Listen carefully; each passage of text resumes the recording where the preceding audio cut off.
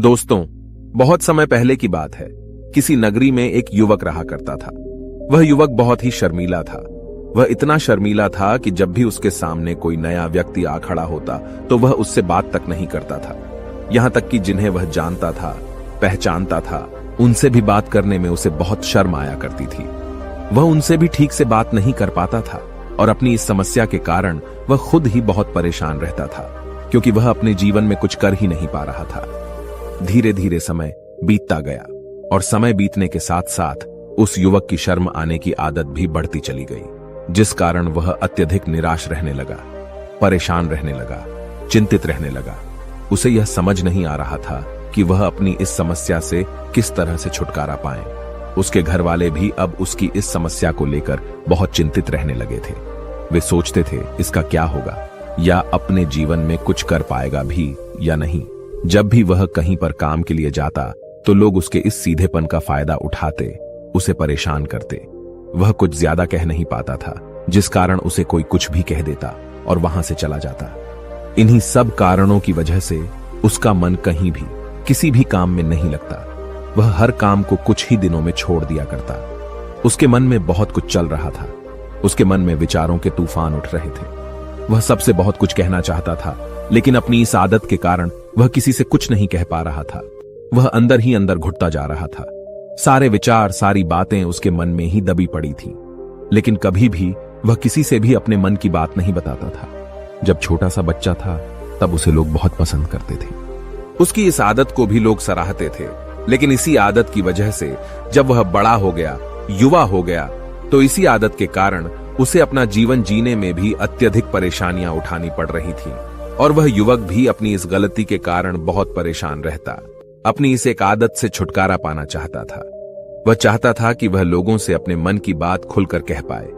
वह जो कुछ करना चाहता है, जो कुछ कहना चाहता है, वह सबसे वह खुलकर कह सके, कर सके।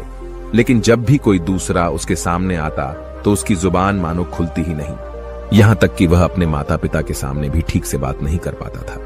केवल उसके कुछ मित्र थे जिनसे वह अपने मन की बात कर पाता था।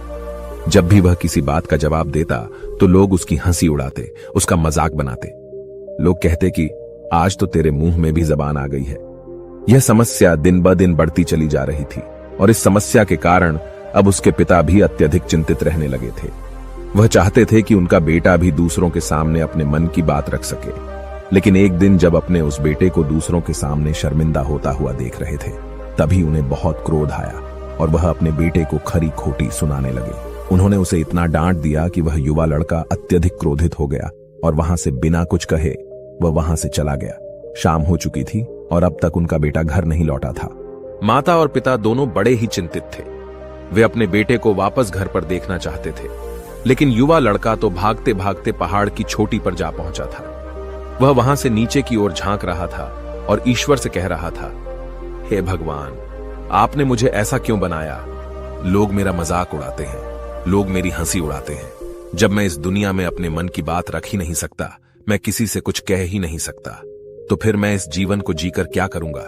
जब भी मैं किसी से कुछ कहने की कोशिश करता हूं तो लोग मेरा मजाक बनाते हैं, मेरी हंसी उड़ाते हैं। यहां तक कि वह मुझसे कुछ भी कहकर चले जाते हैं और मैं उनका जवाब नहीं दे पाता। ऐसा जीवन जीकर मुझे क्या मिलेगा? इसलिए मैं तेरे पास आ रहा हूं।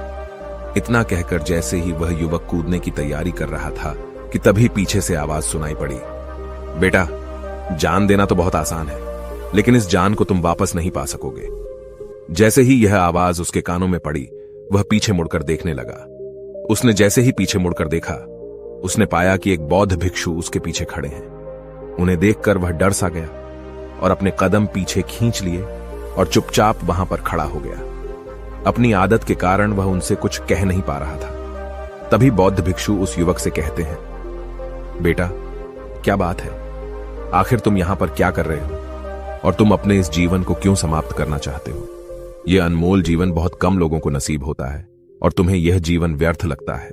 इस पर वह युवक कहता है, नहीं नहीं, कुछ नहीं, मैं तो बस यहां पर खड़ा होकर देख रहा था। तभी बौद्ध भिक्षु उस युवक से कहते हैं, बेटा, मैं जानता हूं कि तुम यहां पर क्या करने आए थे। तुम मुझसे कुछ नहीं छुपा सकते, लेकिन मैं चाहता हूं कि तुम अपनी समस्या मुझसे खुद बताओ, तभी मैं उसका समाधान तुम्हें बता पाऊंगा।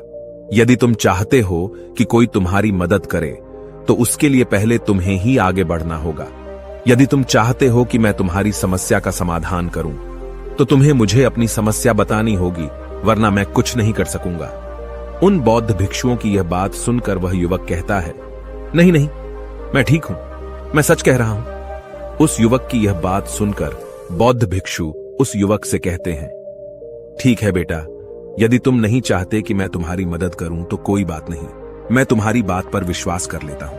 लेकिन तुम्हें भी मेरी एक बात पर विश्वास करना चाहिए कि मैं तुम्हारी मदद के लिए ही यहां पर आया हूं। तुम चाहो तो तुम अपनी समस्या मुझे बता सकते हो और मैं तुम्हारी इस समस्या का समाधान भी अवश्य करूंगा। इसका जवाब देते हुए युवक उन बौद्ध भिक्षु से कहता है, नहीं नहीं, मैं ठीक हूं, आप जाइए। इस पर वह बौद्ध भिक्षु उस युवक से कहते हैं, ठीक है बेटा, यदि तुम चाहते हो कि मैं यहां से चला जाऊं तो मैं यहां से चला जाता हूं, लेकिन मेरी एक बात याद रखना, मेरे जाने के बाद मैं तुम्हारी कोई मदद नहीं कर पाऊंगा और हो सकता है कि तुम्हारी मदद के लिए कोई और आगे भी ना आए। इतना कहकर बौद्ध भिक्षु पीछे की ओर मुड़े और अपने मार्ग में आगे बढ़ने लगे। वो युवक वहीं पर खड़ा होकर यह सब देख रहा था। जैसे ही वह कुछ दूर पहुंचे तभी उस युवक ने जोर से आवाज लगाई, हे गुरुदेव, मेरी समस्या बहुत बड़ी है, क्या आप उसका समाधान कर सकेंगे? क्या आप मुझे उसका समाधान दे सकेंगे? यह सुनकर बौद्ध भिक्षु वहीं पर खड़े हो गए। पीछे मुड़कर उन्होंने उस युवक की बात का जवाब देते हुए कहा, बेटा, इस दुनिया में कोई भी ऐसी समस्या नहीं है जिसका कोई समाधान न हो। यदि तुम मुझे अपनी समस्या बताओगे तो मैं उसका समाधान अवश्य करूंगा। तभी वह युवक उन बौद्ध भिक्षु से अपनी समस्या बताते हुए कहता है, गुरुवर, मेरी एक बहुत बड़ी समस्या है कि मैं शर्मीला हूं, जिस कारण मैं किसी से कोई बात नहीं कर पाता। यहां तक कि मैं अपने मन की बात भी किसी को नहीं बता पाता। जब भी मैं किसी से बात करने की कोशिश करता हूं तो लोग मेरा मजाक उड़ाते हैं, मेरी हंसी उड़ाते हैं। जब भी मुझे कोई खरी खोटी सुनाता है, उल्टी सीधी बातें करता है, तो मैं उनका जवाब नहीं दे पाता। मैं लोगों की तरह चालाक बनना चाहता हूं, लोगों की तरह बातों का जवाब देना चाहता हूं, अपने मन की बात करना चाहता हूं। मैं इस दुनिया के साथ कदम से कदम मिलाकर आगे बढ़ना चाहता हूं। क्या इसका कोई समाधान है? उन भिक्षु ने उस युवक की सारी बातें ध्यानपूर्वक सुनी और फिर जवाब देते हुए कहते हैं, बेटा, जरूरत से ज्यादा शर्मीला होना, इसका अर्थ यह है कि तुम्हारे अंदर कोई डर है जिसे तुम पहचान नहीं पा रहे, जिस कारण उसका समाधान करने में भी असमर्थ हो। शर्म करना अलग बात है और डरना अलग। जब हमारे भीतर डर होता है तब हम कहीं भी, किसी से भी कोई भी बात नहीं कर सकते। हमें चारों तरफ केवल डर ही नजर आता है और हम हर जगह से डरते ही रहते हैं, लेकिन इसे शर्माना नहीं कहते। शर्म तो बस एक हद तक तुम्हें चुप रख सकता है। फिर वह बौद्ध भिक्षु उस युवक से कहते हैं, बेटा, तुम सबसे अधिक किससे शर्माते हो? युवक इसका जवाब देते हुए कहता है, गुरुवर, मुझे अपने पिता से बात करने में बहुत शर्म आती है, मैं उनके सामने कुछ बोल ही नहीं पाता। तभी वह बौद्ध भिक्षु उस युवक से कहते हैं, अच्छा, तो यह बताओ, जब तुम अपने पिता से बात कर रहे होते हो या फिर बात करने का प्रयास करते हो तो तुम्हारे मन में कैसे ख्याल आते हैं? युवक इसका जवाब देते हुए कहता है, गुरुवर, जब भी मैं अपने पिता से बात करने का प्रयास करता हूं तो मुझे ऐसा लगता है कि मानो मेरे पिता अभी मुझे डांट देंगे, मुझ पर क्रोध करेंगे, मुझसे या नाराज हो जाएंगे, और कहीं ना कहीं मुझे यह भी लगता है कि मैं कुछ गलत बात ही करूंगा। यहां तक कि मेरे मन में ऐसे भी ख्याल आते हैं कि शायद मेरे पिता मुझसे प्यार ही नहीं करते। परंतु गुरुवर, आप कहते हैं कि शर्म अलग है और डरना अलग बात है, तो क्या कोई ऐसा उपाय है जिससे मुझे डर ही ना हो? क्या कोई ऐसा रास्ता है जिससे मेरे अंदर का यह डर पूरी तरह से समाप्त हो जाए? कृपा करके मुझे इस समस्या का समाधान बताइए। मुझे अपने इस डर से बाहर निकलना है। मुझे लोगों की तरह अपने इस जीवन को खुलकर जीना है। उस युवक की ये सारी बातें सुनकर बौद्ध भिक्षु उस युवक से कहते हैं, जाओ और अपने पिता से कहो कि मुझे कुछ काम करना है और उसके लिए मुझे आपसे कुछ धन चाहिए। यदि तुम उनसे धन मांगने में कामयाब हो गए तो मैं तुम्हें तुम्हारी समस्या का समाधान अवश्य बताऊंगा। वह युवक काफी घबरा गया। उसने उन गुरुवर से कहा, हे गुरुवर, मुझे यह कार्य न दीजिए, मैं उनसे कुछ नहीं कह पाता। उनके सामने तो मेरी बोलती तक बंद हो जाती है, मैं उनसे धन भला कैसे मांगूंगा? यह बात सुनकर बौद्ध भिक्षु उस युवक से कहते हैं, तब तो तुम्हारी समस्या का कोई भी समाधान नहीं है और न ही तुम कभी भी अपने जीवन को खुलकर जी पाओगे। यह बात सुनकर युवक उन भिक्षुओं से कहता है, गुरुवर, ऐसा न कहें, कृपा करके मुझे कोई और कार्य बताइए, कोई ऐसा कार्य जिससे मेरे अंदर का डर पूरी तरह से समाप्त हो जाए, कोई ऐसा समाधान बताइए।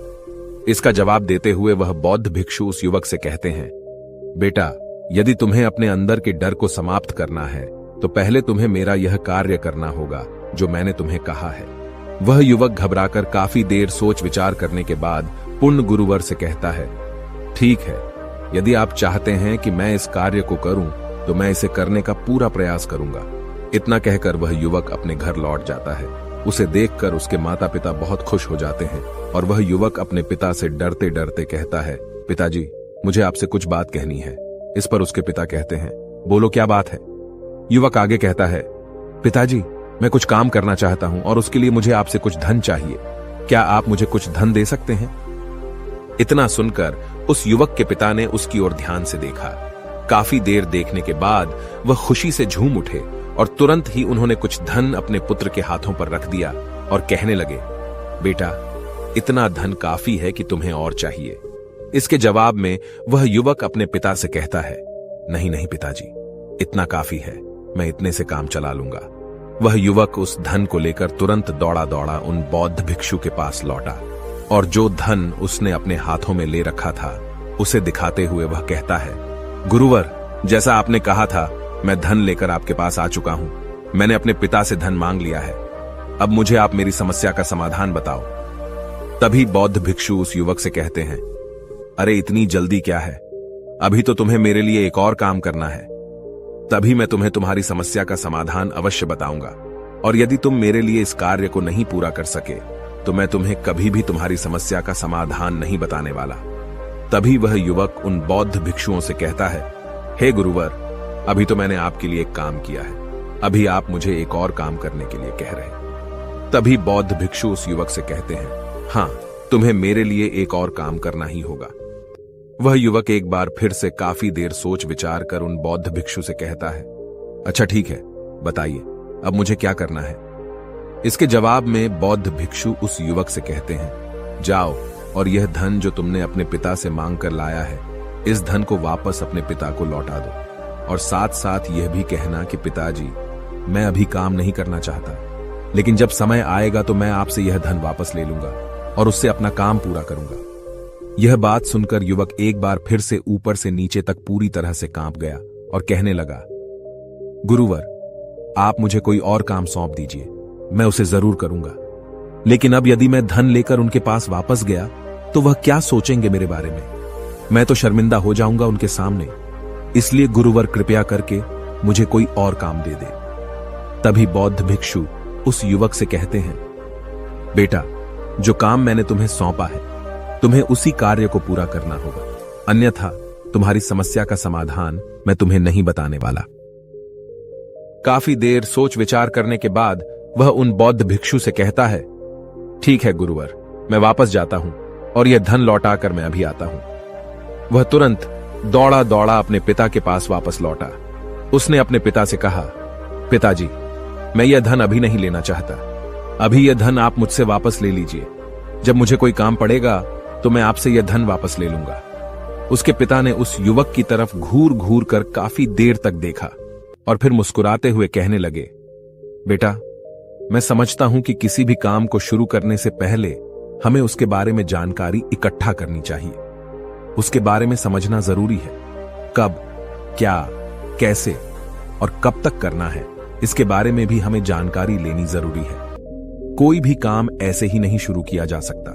उसमें हम सफल होंगे या फिर नहीं, इसका भी अनुमान हमें लगाना पड़ता है। और जब हम इन सभी के बारे में सही जानकारी प्राप्त कर लेते हैं, तभी हमें धन लगाना चाहिए। मुझे बहुत खुशी है कि तुमने यह सही निर्णय लिया है। जब तुम्हें यह समझ में आ जाए कि जो कार्य तुम करने जा रहे हो वह तुम्हारे लिए उचित है, तब तुम चाहो तो मैं तुम्हें यह धन वापस लौटा दूंगा। युवक अपने पिता से यह सारी बातें सुनकर मन ही मन बहुत प्रसन्न था। उसने यह तो उम्मीद तक नहीं की थी कि उसके पिता हंसकर उसे इस तरह से सारी बातें समझाएंगे। वह मन ही मन यह सोच ही रहा था कि तभी उसके पिताजी उसके और करीब आए और अपनी उस युवा बेटे को गले से लगा लिया। जैसे ही उसके पिता ने उस युवक को गले से लगाया, उसको बहुत अच्छा महसूस हुआ। उसका आत्मविश्वास, उसका हौसला और बढ़ता गया।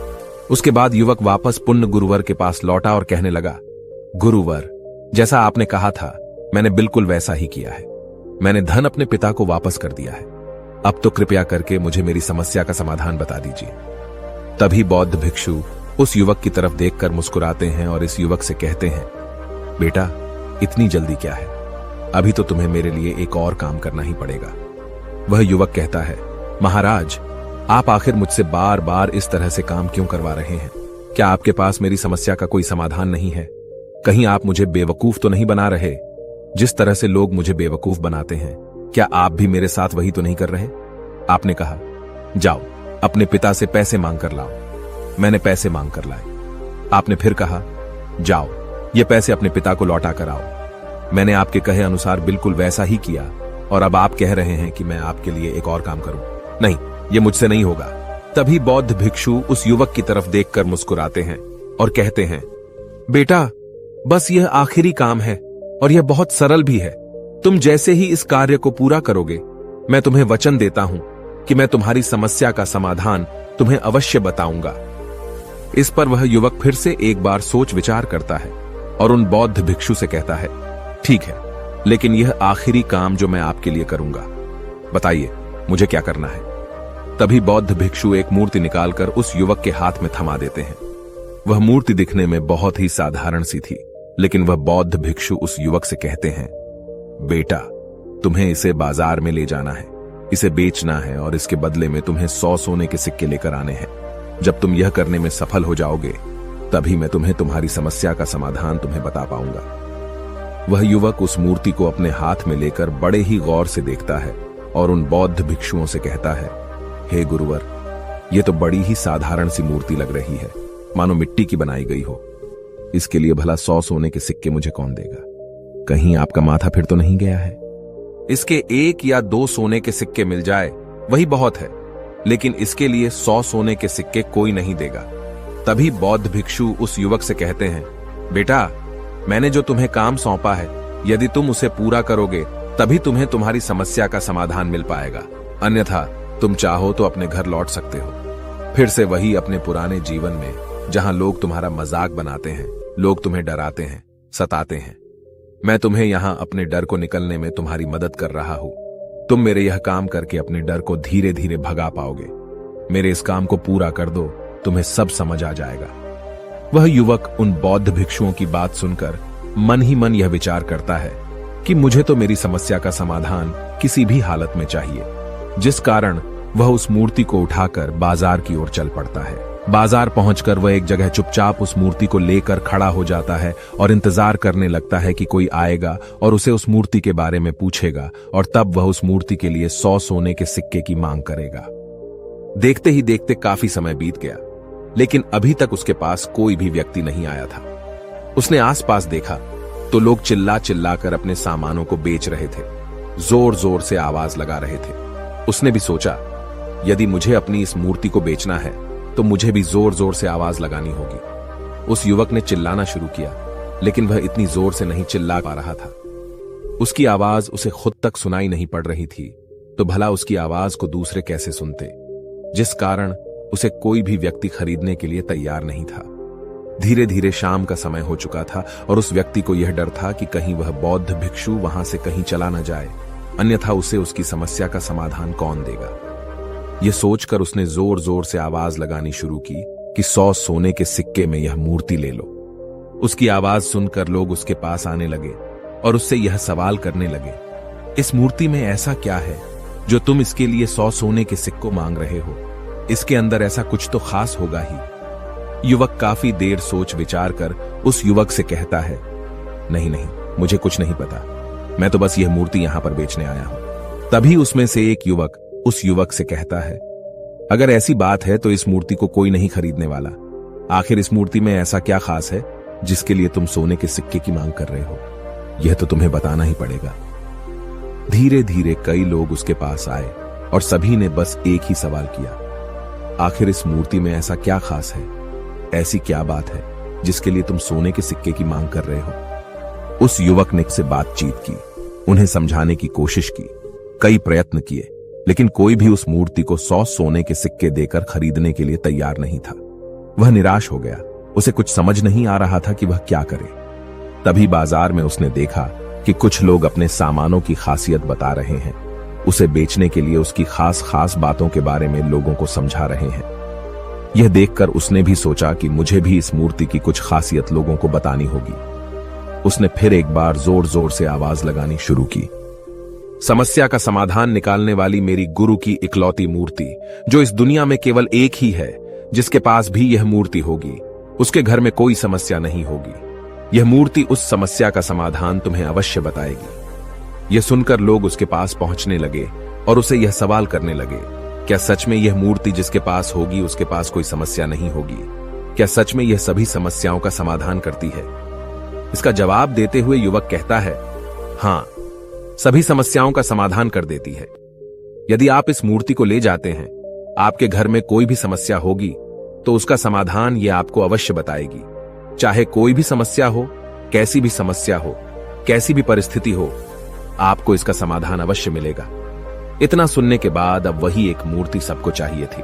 उस मूर्ति के दाम लगाने लगे। कोई उसे 200 सोने के सिक्के तो कोई 400, कोई 600 तो कोई 1000 सोने के सिक्के देने के लिए तैयार था। उस मूर्ति की कीमत लगातार बढ़ती जा रही थी। जैसे जैसे लोगों को पता चलता जा रहा था कि यह मूर्ति लोगों की समस्या का समाधान करती है, लोग उसे किसी भी कीमत पर खरीदने के लिए तैयार हो गए थे। अब वह युवक भी आत्मविश्वास के साथ और जोर से चिल्ला रहा था। लोगों को उस मूर्ति के बारे में समझा रहा था, बता रहा था। अब उसके मन में कोई डर नहीं था। वह लोगों को उस मूर्ति के बारे में पूरे आत्मविश्वास के साथ, बिना घबराए, उस मूर्ति की खासियत बताने में लगा हुआ था, जिस कारण लोग उस पर भरोसा कर रहे थे। और वह भरोसा लोगों की नजरों में नजर भी आ रहा था। जैसे जैसे अंधेरा होता गया, लेकिन लोगों की भीड़ मानो कम होने का नाम ही नहीं ले रही थी। लोग उस मूर्ति को खरीदना चाहते थे। उस युवक ने जोर से आवाज लगाई कि मुझे क्षमा करें, यह मेरे गुरु की मूर्ति है और मैं इसे बेचना नहीं चाहता। इतना कहकर वह युवक उस मूर्ति को लेकर वापस खाली हाथ लौट आया और उन गुरुवर के पास पहुंचा और उन गुरुवर से कहने लगा, हे गुरुदेव, आपका बहुत बहुत धन्यवाद। इस मूर्ति ने मेरी समस्या का समाधान कर दिया। मुझे समझ में आ गया कि मेरी क्या समस्या थी। हालांकि मैं इसे बेचकर सोने के सिक्के तो आपके लिए नहीं ला पाया, लेकिन मुझे मेरी समस्या का समाधान अवश्य मिल गया। आपका बहुत बहुत धन्यवाद। इस बात को सुनकर बौद्ध भिक्षु उस युवक से कहते हैं, बेटा, मैंने तुम्हारी समस्या का समाधान नहीं किया है। तुमने तो खुद ही अपनी समस्या का समाधान किया। अपनी समस्या तुमने खुद ही सुलझाई है। तुम्हारे मन में हजारों सवाल थे। मैं यह करूंगा तो लोग क्या कहेंगे, मेरे बारे में क्या सोचेंगे? यदि मैं अपना मुंह खोलूंगा तो लोग मेरे पर हंसेंगे। यदि मैंने मुंह खोला तो मैं कुछ गलत ही करूंगा। ऐसे कई सारे विचार तुम्हारे मन में थे। ऐसे कई सारे डर तुमने अपने मन में पाल रखे थे। लेकिन जब इस मूर्ति के बेचने के दौरान तुमने उन हजारों लोगों का सामना किया, उनके सामने खुलकर अपनी बात रखी, उनके सामने खुलकर वह कहा जो तुम्हें कहना था, तो तुम्हारे मन का डर खुद खुद समाप्त हो गया। जिसे तुम शर्माना कहते थे, वो अपने आप ही तुम्हारे भीतर से कहीं गायब हो गया। युवक अपने गुरु की यह बात सुनकर अपने गुरुवर से कहता है, गुरुवर, आप सही कहते हैं। आपने आज मेरे मन में वो विश्वास जगा दिया है जिसे मैं अब अपने जीवन में कुछ भी हासिल कर सकता हूं। आपका बहुत बहुत धन्यवाद। डर को धीरे धीरे खत्म करने से ना ही आपको शर्म आएगी और ना ही डर लगेगा। और जब आपके भीतर का डर हमेशा के लिए समाप्त हो जाएगा, तो आप अपने जीवन में जो भी कुछ करना चाहते हैं, जो भी कुछ पाना चाहते हैं, उसका रास्ता आपके लिए पूरी तरह से साफ हो जाएगा और आप अपने मार्ग पर तेजी से आगे की ओर बढ़ने में सक्षम भी हो जाएंगे। इसलिए लोग क्या कहते हैं, क्या कहेंगे, ये सब छोड़ दीजिए और खुद पर विश्वास कीजिए, क्योंकि आप ही हैं जो अपने इस डर का सामना कर सकते हैं। अगर आप किसी ऐसे व्यक्ति को जानते हैं जो हर वक्त शर्माता है या अपनी बात खुलकर लोगों के सामने नहीं रख पाता, तो ये वीडियो उनके साथ शेयर करना ना भूलें। दोस्तों, उम्मीद है कि आपने आज के इस वीडियो से जरूर कुछ न कुछ सीखा होगा। ऐसी ही ज्ञान से भरपूर कहानियां सुनने के लिए सब्सक्राइब करें और दोस्तों